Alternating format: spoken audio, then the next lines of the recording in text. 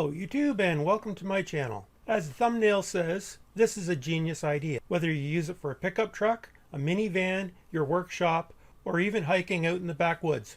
My cousin and good friend Barry Brooks was interested in seeing how to build one of these. I made this video and I thought you might be interested as well. A long time ago in 1975, Barry used to be in the NHL. Here's a picture of him and here's his stats.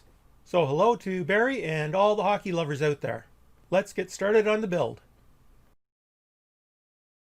This is a pretty simple build and you can be done in about 30 minutes. To start the job, you're going to need a big hammer. We use the hammer to break existing welds. The next item we'll need is an angle grinder. In case the big hammer doesn't do the job, we might have to cut off the weld. It's also useful for removing any burrs or any sharp edges on our finished product. To further clean it up, it's nice to have a big metal cutting file, commonly known as a bastard file. Ideally, it would be nice if you had a welder. You can get by with using JB Weld, but a welder's handy. Once you're finished, you may want to put a good coat of rust paint on it. I use Tremclad. Here you see the tools that I was using.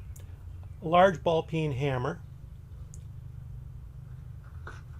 Oh, forgot the safety glasses. We need those. An angle grinder. I used a cut-off disc as well as a grinding disc.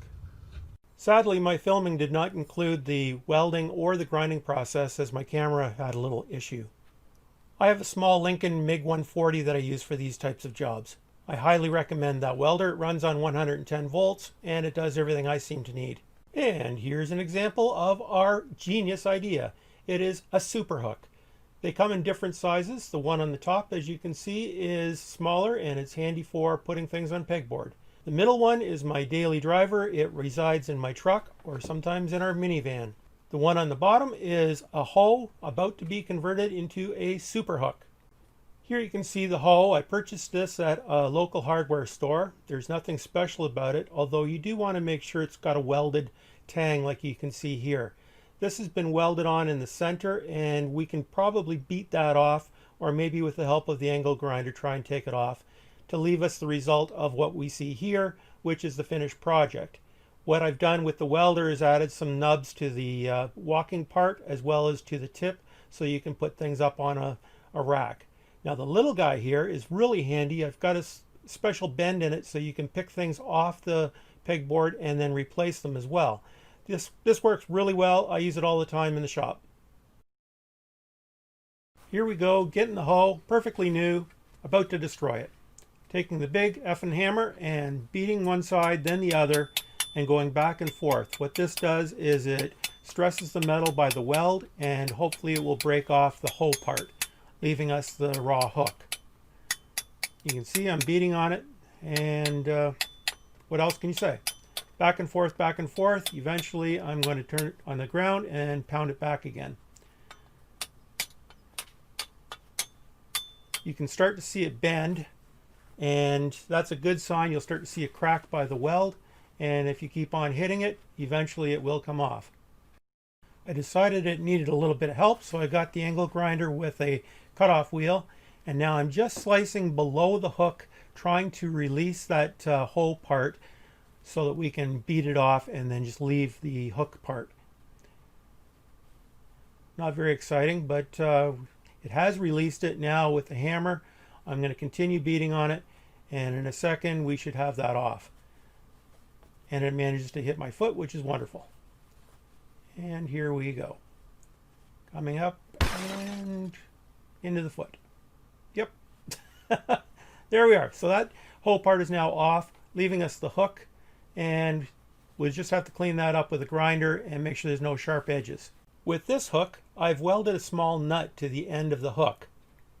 This provides a catch when you're trying to lift something up onto pegboard or above your head. If you don't have a welder, you can certainly use some JB Weld or 5-minute epoxy just to put a blob on the end to allow things to get caught on it as you lift it. Here you can see it in close-up. I've got the nut on the end, and you can see that I've welded near where you could use it as a walking stick. That adds a little bit of grip in the ground and rocks. After I finish the welding, It's always a good idea to clean everything up with a file to make it smooth, and then I'm using a wire brush to clean up any of the slag and the burn marks. Next, I'm going to be using a little bit of red trim-clad paint to paint the hook to protect it from the weather. A couple of coats of this really helps, and it chips off and you just have to recoat it. It's not a big deal.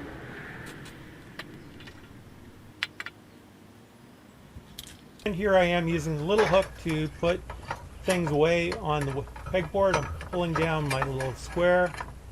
It's pretty hard to reach by hand. Now I'm putting it back to just show you how to do it.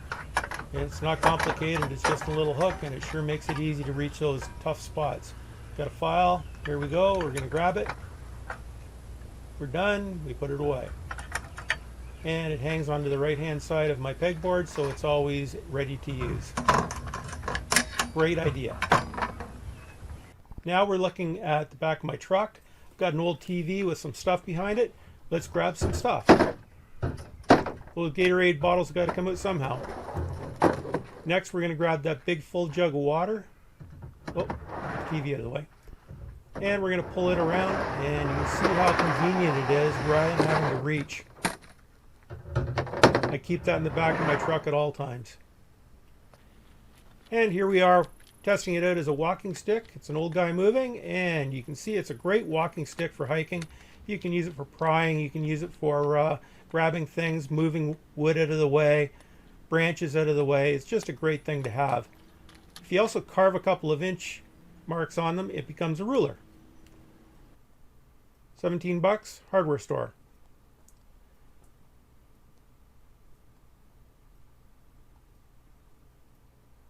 I think the paint turned out okay.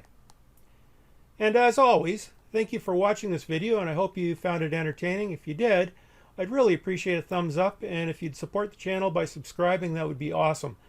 This would give me the motivation to keep on recording. Thank you very much.